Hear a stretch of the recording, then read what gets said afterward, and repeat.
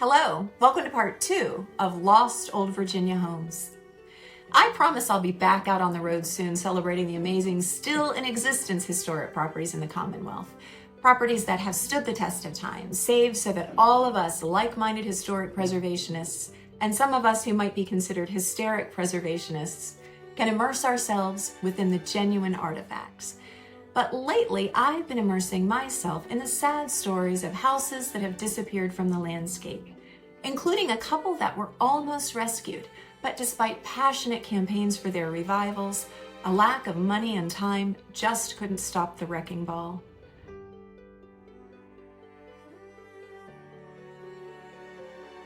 If you haven't seen my last video on this subject, I'll link it at the end of this one. And please, if you feel so inclined, make sure to like, comment, and subscribe. The 5 houses we'll be exploring today include one property that you may have passed by many times and never noticed as you're focused on catching a flight out of town. One that was once the grandest private residence in colonial America. One that was lost after a valiant grassroots effort that ultimately ended up galvanizing a group into an established nonprofit that has since saved dozens of other historic properties at risk. And one that might still be able to be rebuilt in a different location because it was carefully dismantled years ago, and maybe you can help solve the mystery of where those puzzle pieces lie. Join me as we examine 5 more lost old Virginia homes. Let's go.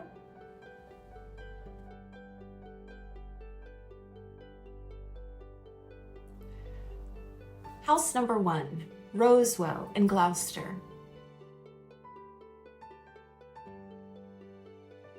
Construction of Rosewell began in 1725 by Man Page I, a member of one of Virginia's most powerful families, who set out to build a house that would rival the finest architecture of England. The resulting mansion, completed by his son Man Page II after the first's death, was extraordinary in scale, approximately 12,000 square feet and 3 stories high, making it likely the largest and most expensive home in the colonies. The house incorporated imported materials such as brick, marble, and mahogany, and was crowned by twin octagonal cupolas. From its earliest days, Rosewell symbolized power and prestige, hosting elaborate balls and gatherings. The Page family, deeply connected to Virginia's political and social elite, used the plantation as both a residence and a stage for influence. For more than a century, Rosewell remained in the hands of the Page family, preserving its identity as a dynastic estate. The estate was associated with prominent figures, including John Page, who was a future governor of Virginia and a close associate of Thomas Jefferson. Yet even at its height, Rosewell's imposing edifice had a figuratively crumbling foundation. The immense cost of construction strained the family's finances, forcing Man Page II to periodically sell off portions of the estate's land in order to sustain the property. Over time, shifting economic conditions, soil exhaustion from the over-cultivation of tobacco, and other factors began to erode the family's wealth. By the early 1800s, the house stood largely vacant, its once manicured gardens slipping into neglect.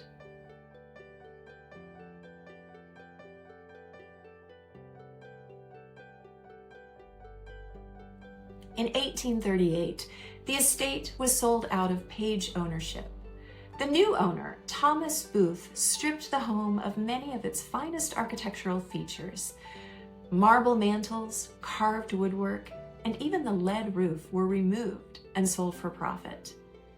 Rosewell's value as a symbol of legacy seemed to shift to more of a source of material gain. But the house endured into the 20th century, still retaining its reputation of beauty and grandeur. Its craftsmanship was greatly admired by architects and historians.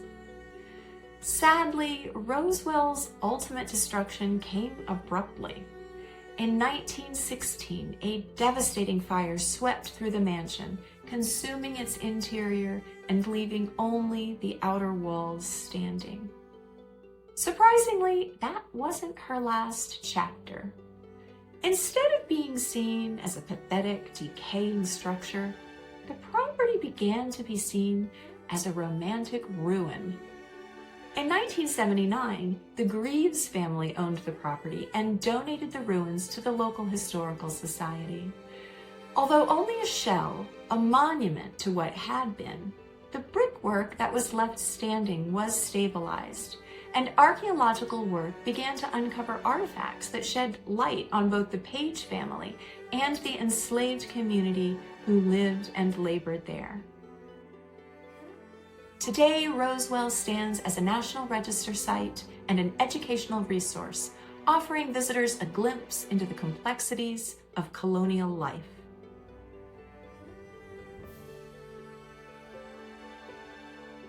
House number 2, Abingdon Plantation. If you've ever flown out of Reagan National Airport, you've been smack dab in the middle of the Abingdon Plantation. This house was most notably remembered as the birthplace of Eleanor Nellie Parke Custis, granddaughter of Martha Washington. I did a video on a later Nellie Custis house called Audley, which I will also link at the end of this video.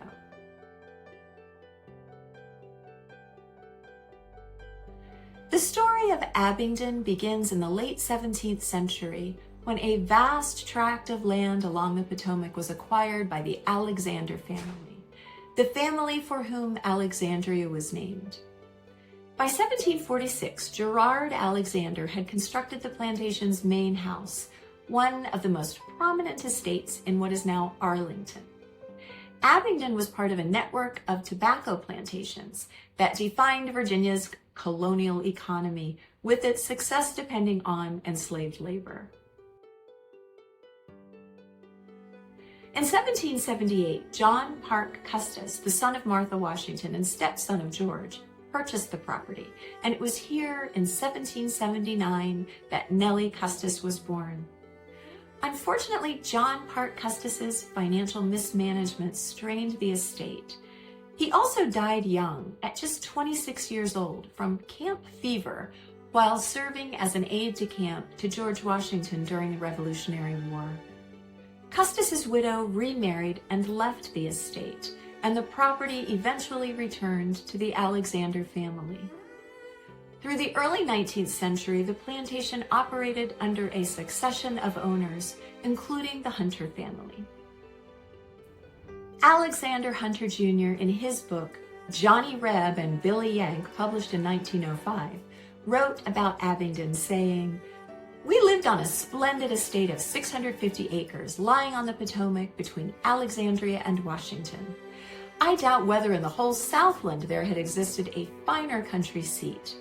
The house was built solidly, as if to defy time itself, with its beautiful trees, fine orchards, its terraced lawns, graveled walks leading to the river a quarter-mile away. The splendid barns, the stables with fine horses, the servants' quarters, where dwelt the old family retainers and their offspring, some 50 or more." But the circumstances that at one time had ensured Abingdon's prosperity were beginning to erode.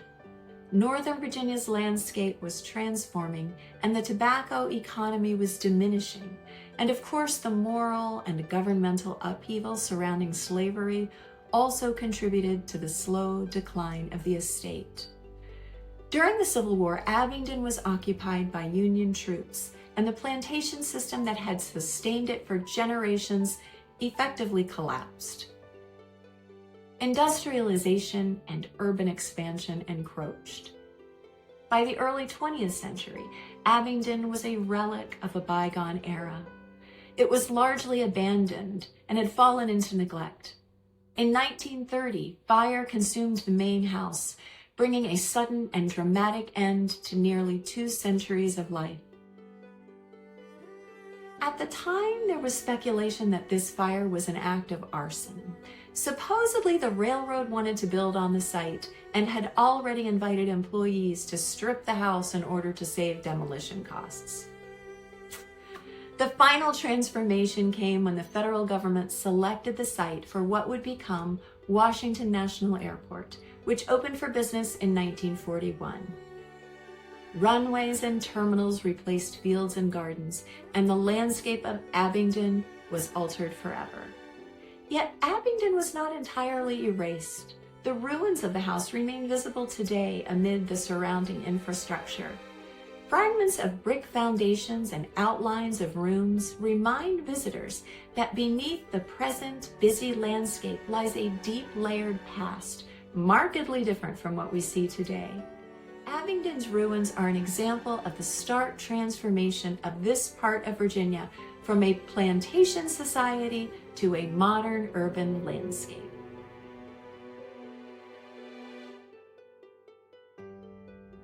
House number 3, the John Mason House. Located on an island of the Potomac River just west of Washington, D.C., is the early homeplace of John Mason, son of the famed Virginia statesman George Mason. The island is now known as Theodore Roosevelt Island, but in the late 18th and early 19th centuries, this ground was called Mason's Island or Analiston Island. The Mason family acquired the island in the early 18th century. By 1717, they owned the land, but it remained largely undeveloped for decades. It was a valuable location as it was a crossing point between Virginia and the Maryland shore, and by 1748, the Masons had established a ferry that connected Georgetown to the Virginia countryside.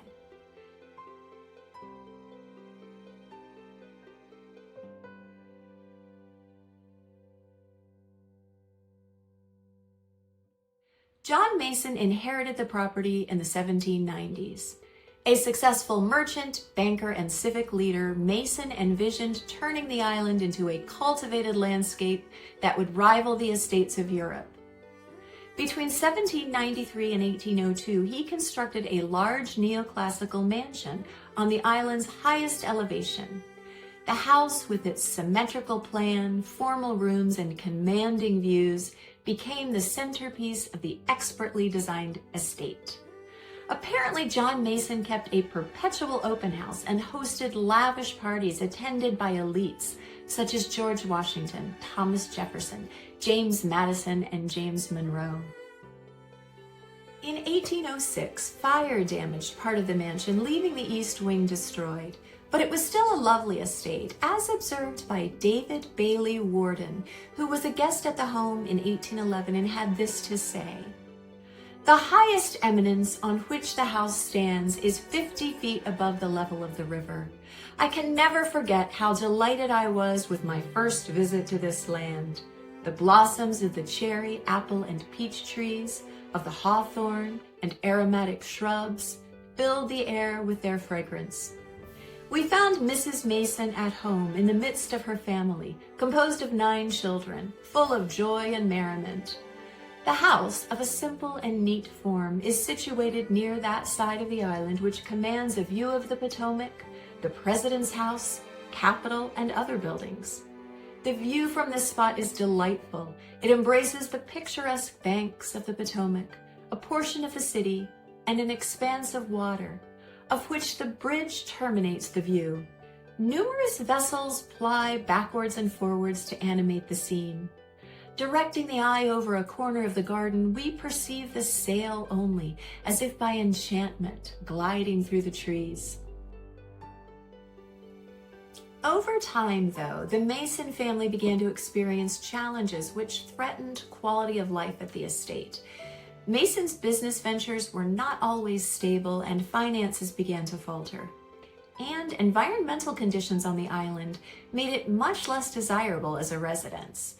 A causeway built from the Virginia shore caused the river water here to become stagnant, creating heavy mosquito infestations and malaria scares. By the 1830s, the family had begun to withdraw. In 1833, Mason lost the island through foreclosure. The house remained, but the carefully maintained landscape began to deteriorate. Subsequent owners did not sustain its former grandeur. During the Civil War, the island's strategic location made it useful for military purposes, and Union forces occupied the site.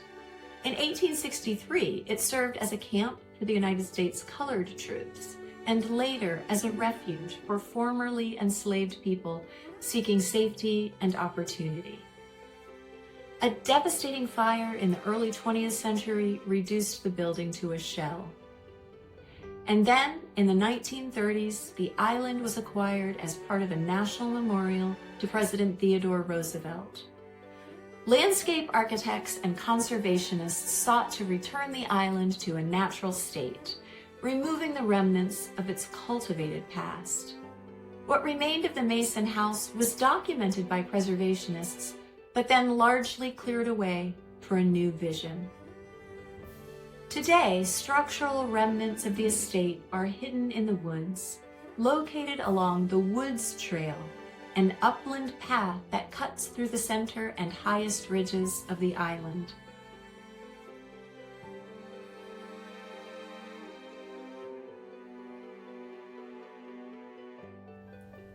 House number 4, Morefield.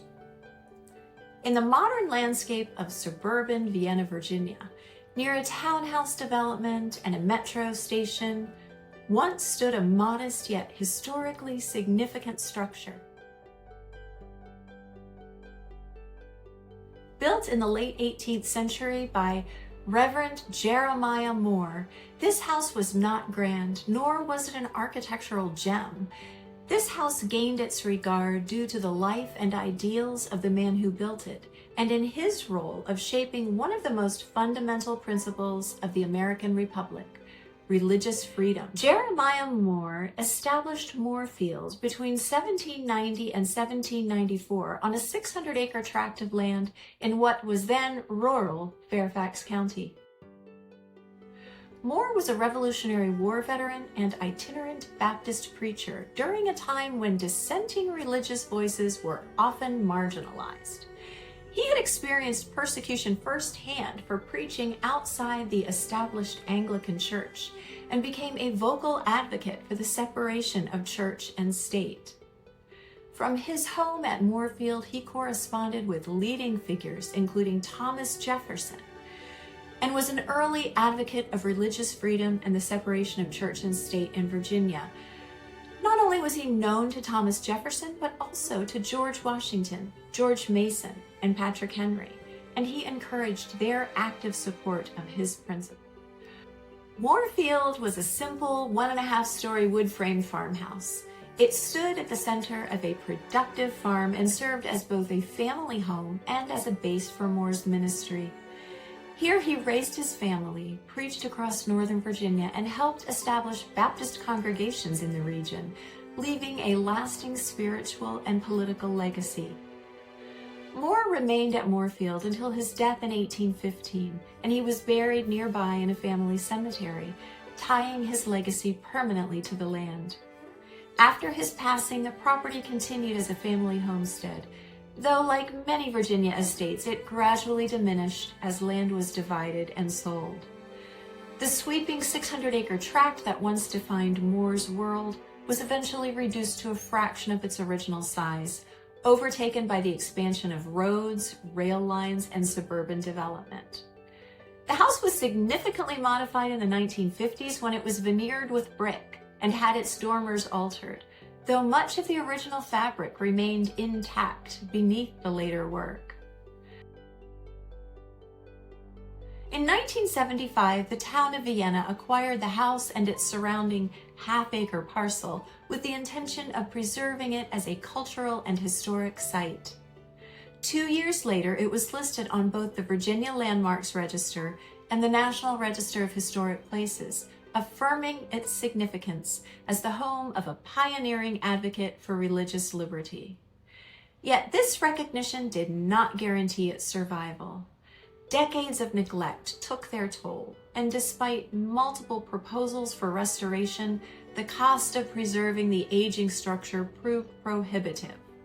The house deteriorated steadily, its condition worsened by vandalism, weather, and the pressures of its urban surroundings. By the early 2000s, the town of Vienna faced a difficult choice: allow the house to collapse, demolish it entirely, or attempt a more complex form of preservation. Estimates to restore the property reached $800,000, an amount leaders determined to be prohibitively expensive.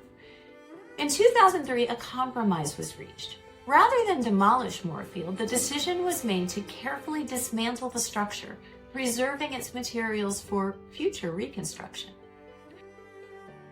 Piece by piece, the house was taken apart, its beams, boards, and bricks cataloged and removed. For preservationists, it was both a victory and a loss. The building itself would not be destroyed, but it would no longer stand in its historic location.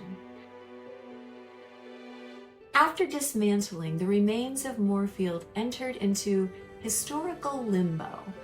Much of the structure was placed in storage, with portions reportedly moved to different areas of the state, awaiting a new site and renewed purpose. Different plans emerged over the years to reconstruct the house, possibly on or near the original land, or elsewhere in Virginia, but these efforts faced ongoing challenges of funding, logistics, and vision. During the summer of 2006, it was said that a Baptist group purchased the house and planned to reassemble it at a Baptist conference center. Their idea was to turn the house into a museum that would allow self-guided tours and teach visitors about Moore's story and the history of the Baptist Church. Morefield was then removed from the historic registers. As far as I can tell, the house has yet to be reassembled. I reached out to the Baptist organization that supposedly had purchased the disassembled house, but the person I contacted knew nothing of a plan or even of the house. If anyone knows what happened to this important piece, or many pieces in this case, of history, please share any information you have in the comments. Could this house possibly still have a future?